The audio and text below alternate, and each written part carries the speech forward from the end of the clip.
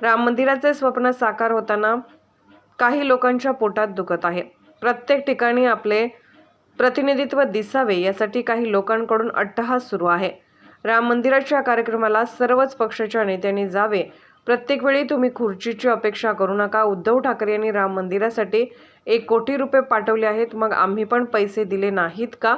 राम मंदिर हे मोदी शहा यांचे मंदिर नाही आहे, हे पूर्ण देशाच्या जनतेचं मंदिर आहे. मी सांगतो, महाराष्ट्रात इंडिया आघाडीला लोकसभेत 15 जागांच्या वर जागा मिळणार नाहीत. सुधाकर बडगुजरला वाचवण्याचा प्रयत्न तुम्ही केला नाही, त्यामुळे संजय राऊत तुम्ही पण वाचणार नाही. संजय राऊत यांनी आम्हाला इतिहास शिकवू नये, नाहीतर त्यांचा इतिहास आम्ही पूर्ण बाहेर काढू. हे इंडिया आघाडीतील पक्ष तर संपले आहे. उगाच यांनी कुणावरही टीका करू नये, नाहीतर लोक तुम्हाला जोडे मारतील. इंडिया आघाडीची एकी अजिबात होणार नाही. हे आघाडीतले लोक काही पण वक्तव्य करून आपसात भांडत आहेत, त्यामुळं हे शक्य नाही. दानवे खैरे जिवलग मित्र आहेत. ते दोघेही एकमेकांचा आदर आणि सन्मान करतात. त्यांना दोघांनाही शुभेच्छा. इंडिया आघाडीची युती कधीही होणार नाही, हे बॉन्ड पेपरवर लिहून देतो. आम्ही आमच्याच चिन्हावर आम्ही येणाऱ्या निवडणुका लढवू. शिवाय 2024ला आमच्या युतीलाच बहुमत असेल. प्रकाश आंबेडकर यांना उद्ध्वस्त करण्याचे काम उभाटाने केले आहे, मात्र प्रकाश आंबेडकर तुम्हाला भुईसपाट केल्याशिवाय राहणार नाहीत. एकनाथ शिंदे यांनी आरक्षणाबाबत सकारात्मक भूमिका घेतली आहे. फक्त एकनाथ शिंदे हेच मराठा समाजाला आरक्षण देतील. त्यांनी आम्हाला इतिहास शिकवण्याच्या भानगडीत पडू नये. जर इतिहास काढला तर तुमचा इतिहास जो आहे तर मला त्यांच्याकडे जावं लागेल. ज्यांचे पतिदेव आता जेलमध्ये आहेत, ज्यांची संपत्ती 12 कोटीची संपत्ती आता शासन म्हणजे ईडीने जप्त केलेली, त्यांच्याकडे जाऊन तुमचा इतिहास काढावा लागेल. म्हणून इतिहास शिकवण्याच्या भानगडीत आम्हाला पडू देऊ नका. स्वतःचा इतिहास तपासा, नंतर इतिहासावर बोला. प्रकाश आंबेडकर म्हणाले की कुणी सोबत येत नसेल तर त्यांच्या लोकसभेच्या 48 जागा स्वबळावरती लागल्या. प्रकाश आंबेडकरांबरोबर युती झाल्याचं भासवून जी फसवणूक त्यांची करायचा प्रयत्न जे उबाठा गटाचे लोक करतायत, त्यांचे परिणाम त्यांना भोगावे लागणार. सकाळची मी प्रेस ऐकली, त्यांनी सांगितलं की आम्ही राहुल गांधीकडे आणि सोनिया गांधीकडे प्रकाश आंबेडकरांना घ्या अशी त्यांना आम्ही सूचना केली किंवा विनंती केली. प्रकाश आंबेडकर बद्दल सूचना करतो, विनंती करतो. महाराष्ट्रामध्ये तुम्हाला भुईसपाट करणार तर एकमेव प्रकाश आंबेडकर आला. काँग्रेसचा काही विरोध नाही, राष्ट्रवादीचा काही विरोध नाही. कुणाचा विरोध आहे? एकही बैठक तिन्ही नेत्यांबरोबर झाली का? यांना त्या प्रकाश आंबेडकरला झुलवण्यामध्ये इंटरेस्ट आहे, हे प्रकाश आंबेडकरांनी ओळखलंय.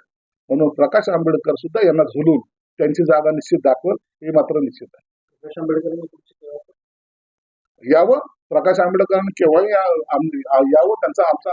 त्यांचं एक आदर स्थान आमच्याकडे आहे, मनातही आहे आणि पक्षातही आहे. त्यांनी जर आले तर आम्हाला तर आनंदच होईल. निश्चित आम्ही त्यांचं वेलकम करू, रेड कार्पेट टाकू. सरकारसमोर संकट आहे मुख्यमंत्री एकनाथ शिंदे साहेबांचं. हे बघा, संकटाचा सामना करणं एकनाथ शिंदे सारख्या मुख्यमंत्र्यांनी स्वीकारलेलं ते आव्हान. जर हे आव्हान स्वीकारायचं नसतं तर झुलवत ठेवण्याचे जे प्रकार मराठा समाजासाठी जे केले गेले पूर्वी 40 वर्षापासून 58 मोर्चे काढले, आउटपुट 0. चुकीचं आरक्षण देऊन सुप्रीम कोर्टात रद्द झालं, आउटपुट 0. तसं न करता एकनाथ शिंदे साहेबांनी मराठा समाजाला आरक्षण देण्यासंदर्भात जी काही भूमिका केली, पॉझिटिव्ह ज्याला म्हणतात ना, ती पॉझिटिव्ह भूमिका त्यांनी केली आणि त्याचा परिणाम सुद्धा आता सगळ्यांना दिसतोय. जवळपास 4-5 लाख लोकांनी आतापर्यंत ओबीसी समाजाचं कुणबी समाजाचं सर्टिफिकेट घेतलं. हे कशाची देण आहे? तर एकनाथ शिंदे साहेबांनी केलेले मेहनतीचं फळ आहे. आणि म्हणून हे आरक्षणाचा देणार याची जी शपथ शिवरायांची त्यांनी घेतली ती पूर्ण करते. म्हणून 20 तारखेला जरांगे साहेबांचा जो काही लॉंग मार्च निघणार आहे, मोर्चा निघणार आहे, त्यापूर्वी कदाचित त्याच्यापूर्वी हे प्रश्न मिटेल असं मला एक आत्मविश्वास आहे. आणि त्या पद्धतीचा प्रयत्न एकनाथ शिंदे साहेब करतायत हे जरांगे पाटलांना सुद्धा माहिती आहे. म्हणून ते रोजच्या टच मध्ये मुख्यमंत्री असेल की मंत्री मंडळातले सहकारी असतील, हे जरांगे पाटलाच्या सुद्धा टच मध्ये आहे. रोजचा रिपोर्ट सुद्धा त्यांना माहिती आहे.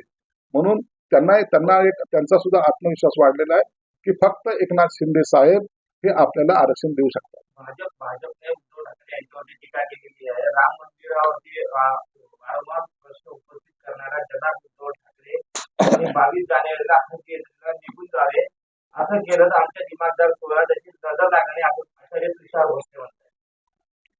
त्यांनी काय बोललं हे मी ऐकलेलं नाही, परंतु माझं असं वाटतं की राम मंदिराच्या या कार्यक्रमाला देशातील सर्वच राजकीय पक्षांनी आवर्जून जावं, रामलल्लाचं दर्शन घ्यावं.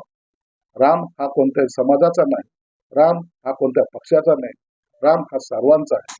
म्हणून तिथे कुणालाही अडवल्या जाणार नाही किंवा कुणाला रोखण्याचा काही प्रश्नच येत नाही.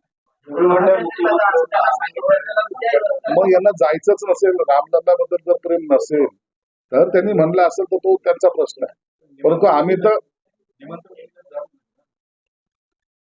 प्रत्येक वेळेला खुर्चीची का अपेक्षा करता? यापूर्वी जर आपण अयोध्येला गेलो होतो, कोणी निमंत्रण दिलं होतं आपल्याला? आपणच गेलो होतो ना, आम्ही होतो ना बरोबर. योगदान हा संशोधनाचा विषय आहे. बाळासाहेबांचं योगदान हा देशावर केलेला, त्यांनी केलेला उपकार आहे. याचा अर्थ असा होत नाही की प्रत्येकाचं योगदान आहे असं त्याचं ग्रहित धरू नये कोणी. शिवसेना प्रमुख अहो कुणी मुलगा असलं, तुमचा आणखी नातू असेल, आणखी पंतू असेल का त्याचं योगदान धरलं जातं काय? शिवाजी महाराज होते. 5 पिढ्यांतर 10 पिढ्यांतर आलेला माणूस शिवाजी महाराज होऊ शकत नाही. शिवसेना प्रमुख होते, दुसरे कोणी शिवसेना प्रमुख होऊ शकत नाही. बाबासाहेब आंबेडकर होते, कोणी बाबासाहेब आंबेडकर होऊ शकत नाही. म्हणून कोणी कुणाच्या वारशाच्या नुसार तुम्ही आपली लायकी सिद्ध करू नका. तुम्हाला लायकी सिद्ध करताना स्वतःचं कर्तृत्व दाखवावं लागतं. 1 कोटी रुपये पाठवले का आमचे लाख रुपये त्याचा सहभाग नाहीये? आमच्या अकाउंट मधून गेलेले नाही? आमदारांनी 1 लाख रुपये दिलेले नाही? उगाच काही जे बोलायचं ठीक आहे, आपल्या पडद्या आडच्या गोष्टी ते राहू द्या. आम्ही 1 कोटी रुपयाचा चेक दिला, 1 लाख रुपये संजय शिरसाटची पण त्याच्यात आहेत. म्हणून आविर्भाव आणू नका, आनंदाचा कार्यक्रम सहभागी व्हा. त्याचं म्हणणं असं आहे की राम मंदिर हे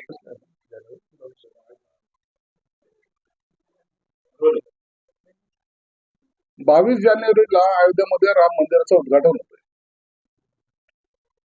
आणि अख्खा देश ज्या राम मंदिर उभारण्यासाठी अनेक वर्षापासून भांडत होता, ते स्वप्न साकार होतं. परंतु हे स्वप्न साकार होताना काही लोकांनी दुधात जसा मिठाचा खडा टाकावा त्या पद्धतीचे वक्तव्य करायला सुरुवात केली. मग राम मंदिर तुमच्या प्रॉपर्टी आहे का? राम मंदिर तुमचं आहे का? तुमच्या नावाचा 7/12 आहे का? याला निमंत्रण दिलं, त्याला निमंत्रण दिलं नाही, आणि असे अनेक प्रश्न निर्माण करून जो अत्यंत चांगला कार्यक्रम आहे त्याला कुठेतरी गालबोट लावायचा प्रयत्न करतात. ज्याला कुणाला रामलल्लाचं दर्शन घ्यायचं त्याला कुणी थांबवलेलं नाही, कुणी त्यांना जाण्यापासून रोखतही नाही. परंतु प्रत्येक ठिकाणी आपलं वर्चस्व किंवा आपलं प्रतिनिधित्व ठळकपणे दिसावं यासाठी जो काही हा अट्टहास चालू आहे ते मला वाटतं योग्य नाही. आणि म्हणून मी सर्वांना विनंती करणार, अनेक वर्षानंतर मिळणारा आनंद यामध्ये विघ्न टाकायचा प्रयत्न कोणी करू नका. दुसरा जो काही अनेक माध्यमातून प्रश्न विचारले जातात, उबाटा गटाचे काही जे सर्व आहेत, पक्षप्रमुख कोण आहेत माहित नाही, परंतु जे सर्व आहेत ते संजय राऊत, त्यांनी आघाडीबद्दलच काही वक्तव्य केलंय.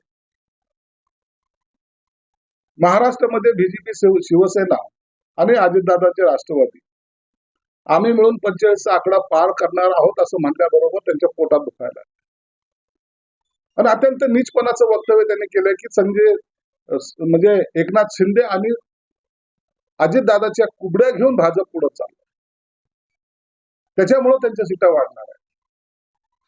मग हे किती सीटे लढवणार आहे? यांना किती तिकीट मिळणार आहे? आघाडी जर झाली तर, आघाडी होणार नाही, पण जर झाली तर हे 15 ते 18 सीटाच्या वर सीट हे लढू शकणार नाही किंवा त्यांना ते देणार सुद्धा नाही. मग शरद पवारचा बांबू आणि काँग्रेसचा बांबू, त्याला टेकू म्हणा किंवा बांबू मागून घेऊन हे सुद्धा आघाडी करणारच आहेत ना. मग इतराचं पायचं वाकून स्वतःच ठेवायचं झाकून, ही जी पद्धत आहे ही पद्धत मला वाटतं चुकीची. अनेक स्टेटमेंट दर दिवशी करत जातात. बडगुजरच्या प्रकरणामध्ये कोणता फोटो कोणता तरी आणलाय, त्यात दाखवलंय की भाजपचे काही कार्यकर्ते पदाधिकारी होते. अरे हो द्या ना त्यांची चौकशी. तुम्ही चिंतन करायला गेले होते ना. त्या बडगुजरला वाचवण्याचा प्रयत्न हे करत नव्हते, तर बडगुजरच्या माध्यमातून यांनी केलेलं जे काही गोंधळ आहे तो उघडकीस येऊ नये म्हणून बडगुजरवर हा दबाव टाकण्यासाठी नाशिकला गेले. म्हणून संजय राऊत तुम्ही आता वाचणार नाहीत हे निश्चित झालेलं. तुम्ही चिंता स्वतःची करा.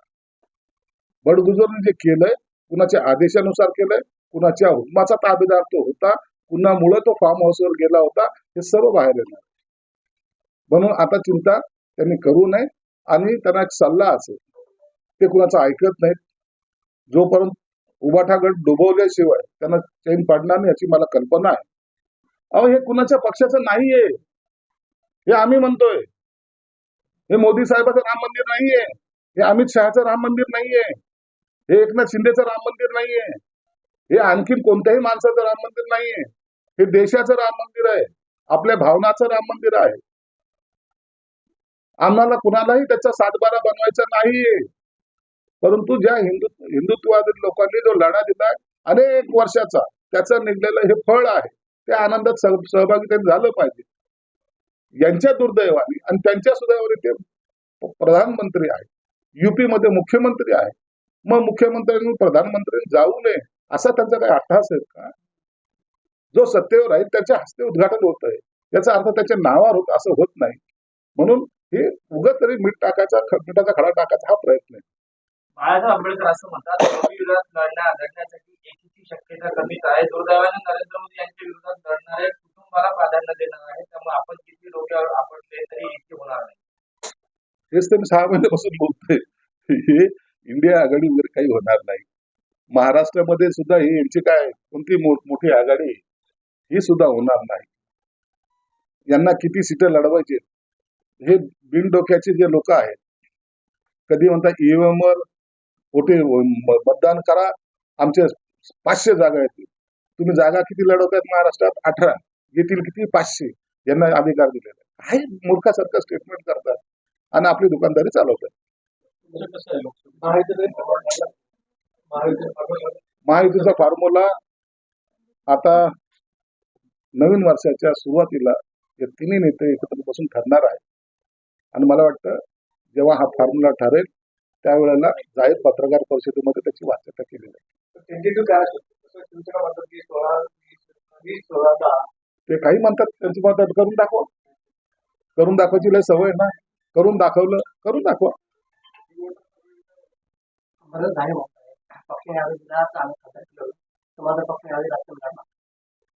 पक्षाचा आदेश हा प्रत्येक कार्यकाला बदलतकारक असतो आणि हा काही नवीन निघालेला संशोधनाचा विषय नाही. पक्षाने मला उद्या तिकीट नाही दिलं तर मी घरी बसेल. आता त्याचा अर्थ असं होतो ना, पक्ष जो आदेश देईल तो मानावा लागतो आणि त्याच्यानुसारच काम करावं लागतं. अंबादास दानवेला त्यांच्या पक्षाने आदेश दिला तर त्यांना आमच्या शुभेच्छा आहे.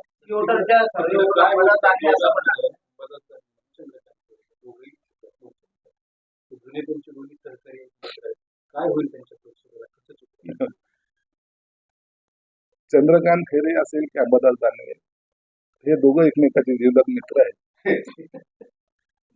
एकामेकाबद्दल त्यांचं अत्यंत प्रेम आहे. म्हणून दोघांपैकी कोणी लढवलं, एक जर उभा राहिला तर दुसरा त्याला निवडून आणण्यासाठी मनापासून प्रयत्न करेल असं त्यांना मी शुभेच्छा देतो. अंबादासांनी असं म्हणतात सीओटरवरून की आमच्या जवळपास महाराष्ट्रात 40 सीट देखील येऊ शकतात. अरे सीट लढवता किती हे ठरवा ना पहिलं. म्हणजे उभाटा युती होणारच नाही तर कशी येतील कसे? तुमची प्रथमतः युती होणार नाही. मी तुम्हाला आज बॉन्डवर लिहून देऊ शकतो, आघाडीची युती होणार नाही. तुमची होणार, आमची निश्चित होणार आहे. तुम्ही कमळाच्या फुलावर लढणार आहात? आम्ही आमच्या पक्षाचे चिन्ह आहोत. अजितदादाचं चिन्ह आहोत. शिवसेनेचं चिन्ह आहोत. भाजपचे चिन्ह आहोत. राम मंदिराचा किती फायदा होतो? राम मंदिर हे फायद्यासाठी नसतं.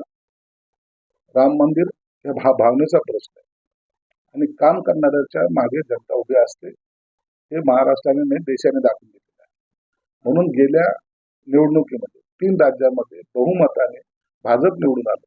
त्याच पद्धतीने इथं आघाडी सरकार जे काम करत नव्हतं आता युती सरकार जे काम करतं ज्या स्पीडने काम करतंय म्हणून इथे सुद्धा 2024ला विधानसभेमध्ये सुद्धा आमची युती मजबूतीने बहुमताने निवडून 200चा आकडा आम्ही पार करणार आहोत. पुरेसा